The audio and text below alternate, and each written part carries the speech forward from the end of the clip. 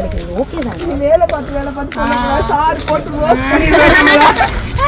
All my friends are toxic, all ambitionless, so இதெல்லாம் நம்புற மாதிரியாங்க இருக்குது.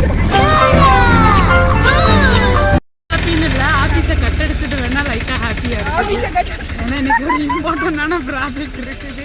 நீங்களா யாருடா? How do I tell you? Juice குடிக்கிறதுக்கு இவ்வளவு நேரம் இவ்வளவு தூரம் வந்துட்டீங்களானே.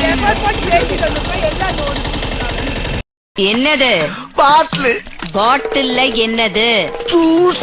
ஜூஸ் யாருக்கு? உனக்கு. சுகர் கேன் வந்து மேக்ஸிமம் வந்து இந்த பல்லு சுத்தமாகிறது பல்லுக்கெல்லாம் ரொம்ப நல்லது. டாக்டரா